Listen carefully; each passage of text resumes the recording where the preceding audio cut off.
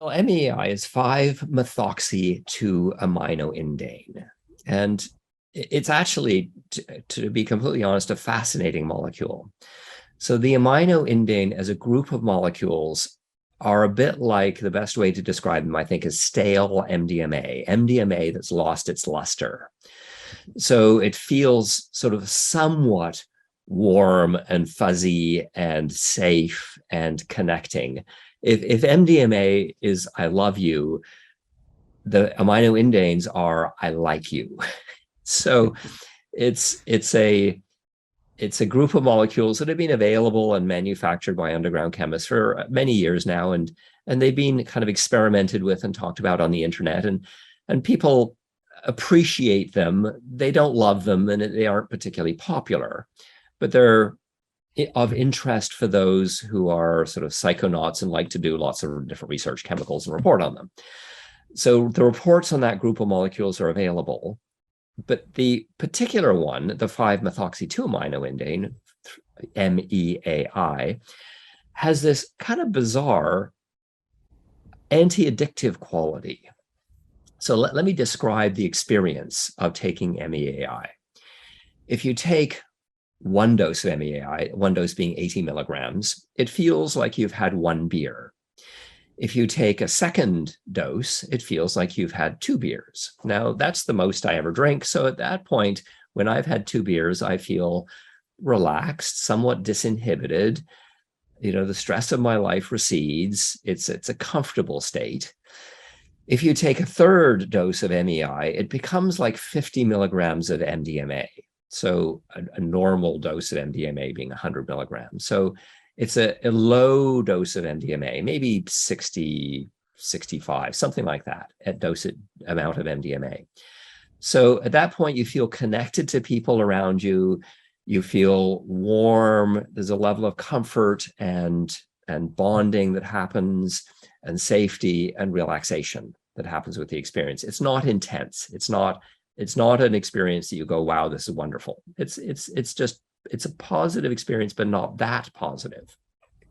Mm-hmm. If you take another dose, so if you take the fourth one, the abrupt transition is actually startling. I'm not quite sure what the right word to describe it is, but it's certainly strange.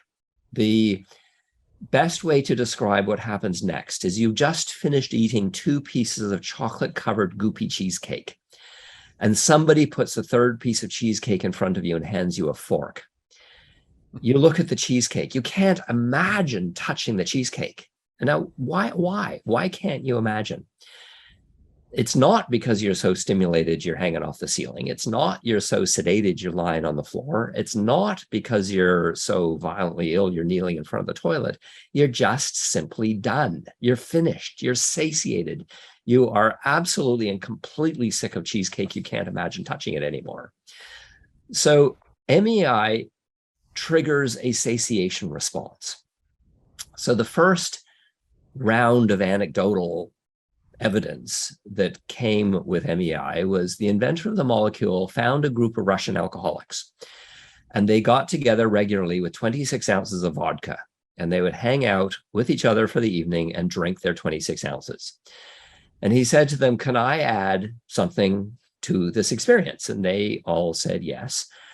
And they all stopped drinking. In fact, I used to work in the addiction services, and my belief is that when MEI becomes available on the market, and I certainly hope it will be, full self-disclosure, I work for the company that is working it through the clinical trial process. When it becomes available, for all of those alcoholics who told me 1 drink is too many and 30 is too few, you could actually, as a physician or a counselor or nurse working with that person, you could say, well, how many do you want to drink? And if the answer was, let's say 4, you can give them the dosing of MEAI so that they have a more positive experience because it adds to the experience at first. And then they hit the wall. They hit the wall at 4 because that's how you dose them. So it's interesting because if you give somebody antabuse, which is a a prescription medication that, when combined with alcohol, makes you violently ill. If you give them antabuse, they will stop drinking, but they'll never do it again because it's such a horrible experience. MEAI is a pleasant experience. It's a positive experience. And it doesn't make you stop drinking because you're violently ill. It makes you stop drinking because you're just absolutely and completely done. So it's a unique tool that I believe will eventually work its way through the clinical trial pathway and will transform addictions treatment for some people. Now, what's different about MEI is it isn't used in the concept of therapy. It's most of the psychedelics are being legalized in the context of a specific therapy: LSD for depression, psilocybin for depression, MDMA for PTSD, the list goes on. But MEI won't be in the context of therapy. Hopefully, it will just be simply available on prescription that people can take in the right dosage to manage their addictions. Now, we have very good anecdotal evidence that it works for alcohol. We have some anecdotal evidence that it actually works for food, binge eating specifically.